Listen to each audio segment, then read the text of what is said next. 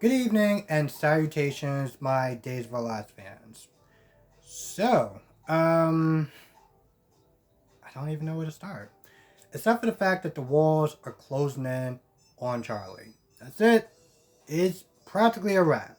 Not gonna lie. Um, Rafe found Ava. She's pretty much just out of her mind at this point, so he takes her to the hospital.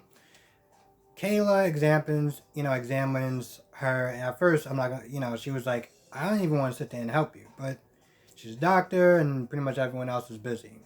So, she's trying to draw blood to try to find out what's going on in her system because either it's like you either had a breakdown or you're on a hell of a lot of drugs. Um, Ava the whole time is talking about, Trip is dead, he's dead, yada yada yada.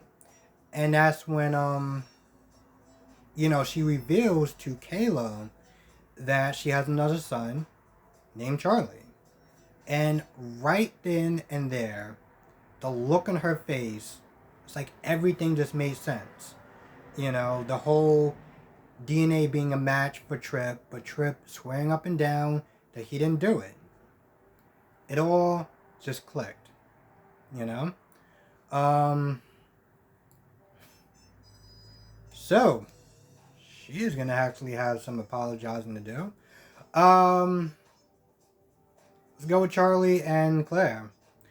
Well, I'm pretty much about to sit there and do the Devil's Tango. Claire goes to change for some odd reason to, a sexier outfit, which I'm not gonna lie. I was just like, what's the point of that? Because you're just gonna wind up taking off your clothes anyway. But okay, sure, why not? Um, and I'm not gonna lie, Days was going in. Days was like, we're not doing what Bold and the Beautiful did, which was using blow up dolls and whatever, whatever the hell else they were using. They were going in and it turned into practically a damn porn scene at this point, and that's when Ben practically kicked down the damn door.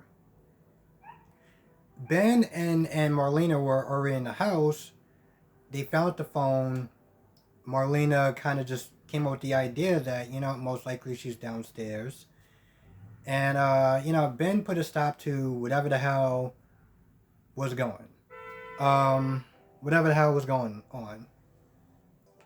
So, yeah, he pretty much just put a stop to all of that.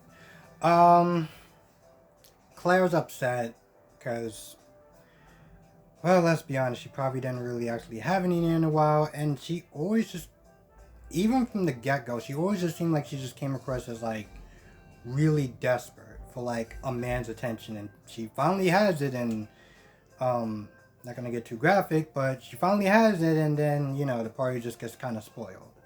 So, she's whining and yelling and all this other stuff like that. And finally, she agrees to listen to reason and go and talk to Marlena.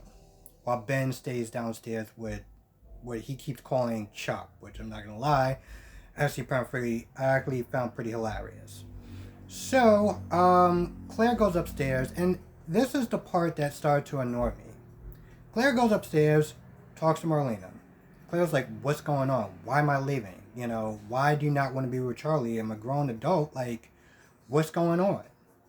And then you do this really slow build up. Like, I need you to trust me, just come to the house. And finally she agrees to go, but I'm just like, why didn't you just tell her there? What was so important? I mean, I understand that, she wanted to wait until John got home so he can explain the situation better, but you kind of have an idea of what's going on.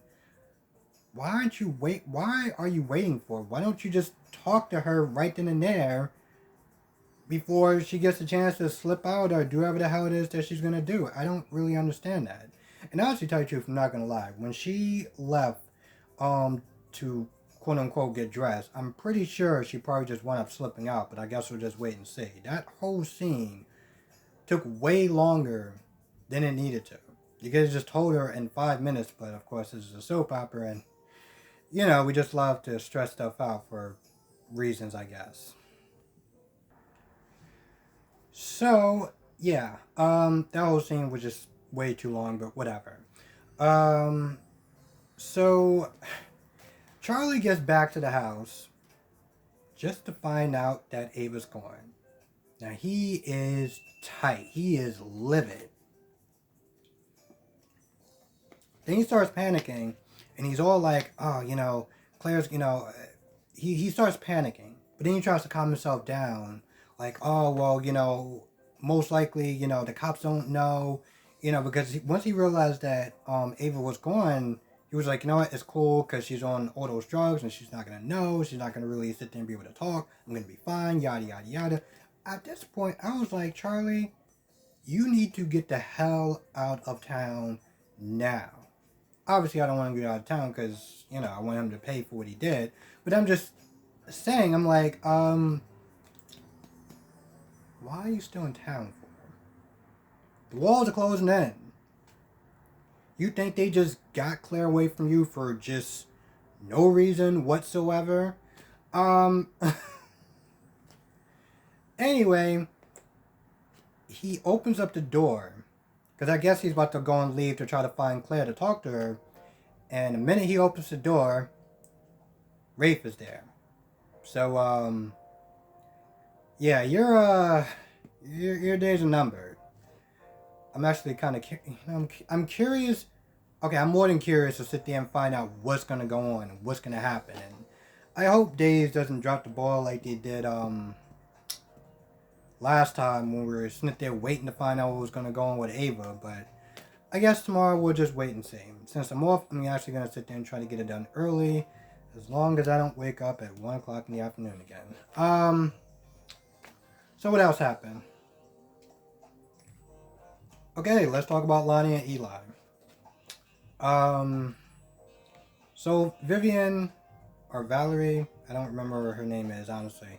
Um, Eli's mother shows up and she's talking about the babies and stuff like that, and they explain to her that, we named the babies, and the boy's name is Carver, and the girl's name is, and she's all like, she's thinking it's gonna be her name, and they're like, nope, it's Julie. We call it Jules for short.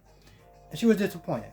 She was disappointed at first, but then, she kind of just played it up like, nah, it's cool. And I think it was because Lonnie was like, listen, I understand we have bad blood, but this is kind of a more way to, mend the fences, since apparently they work so hard to kind of get back in a better place. So she plays it off and she's like, nah, it's cool, everything's good. And, she gives her a gift of some items that they're going to be used for, taking care of the little ones. So at this point, she heads out to go get some dinner or whatever for them. And she meets up with Abe. And, well, I mean, she still wasn't happy about that. And she explains, like, she's upset with the fact that they named her Julian or Jules because, the bad blood with Lonnie and Julian and how she treated Lonnie. So she wasn't happy about that. But Abe once again kind of explained it to her like, they're in a better place now, and they're good. Everyone is happy. So, just kind of chill out. And then at that point, I'm not gonna lie, it just kind of went a little like downhill at that point, at least for me a little bit. Um, I don't remember what happened to whatever her name is that I can't remember. I think Eli's mother, but I know she had to make a call or answer a call or something like that. Roman came in and Roman was complaining to Abe about Trip and not being prosecuted and yada yada yada, and was all like, oh, Steve is trying to find some mystery person, and he's just wasting his time, and the usual spill. Usual spill. And yes, I do get it. I understand. He doesn't know about Charlie. He doesn't know that we know as an audience, and I get that. But just every day the same thing, it just kind of gets a little like, alright, so we're going to get to the point where he finds out, because this whole No, no, no, no, no, no, no, no, no, no, no, no, no, no, no. It's just kind of like annoying the hell out of me. I mean, cool points for him being, a great family member. I don't know if he's like the grandfather or whatever, but cool points for him, really trying to find justice. I commend that. But yeah. What else? Um, at that point, Lonnie and Eli just kind of, I'm not gonna lie, it kind of got boring. It got boring. It really did. All they were pretty much doing was waiting for the nurses to bring in the babies. Um, Eli made a joke. Lonnie overreacted. And then they decided to, you know what? Instead of waiting for them to come to us, we'll go and see what's taking so damn long.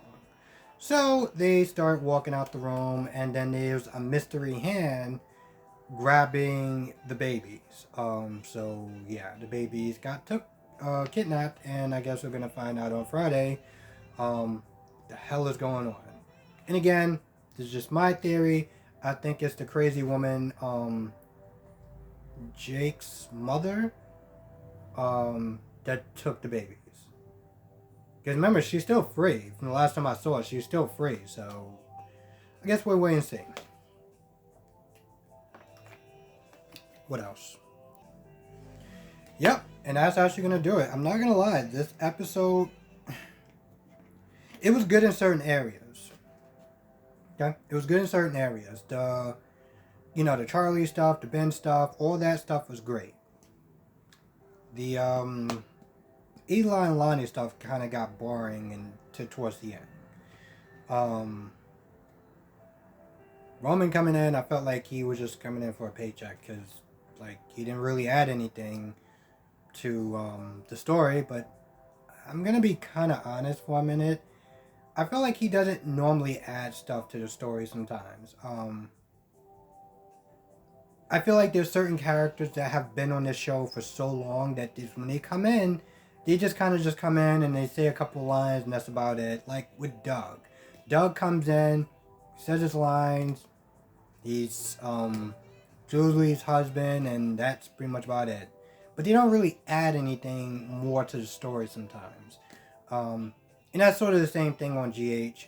But yeah, with that being said, that's actually going to do it. Thank you so much for watching. Be safe. Yeah, I'll catch everyone in the next review.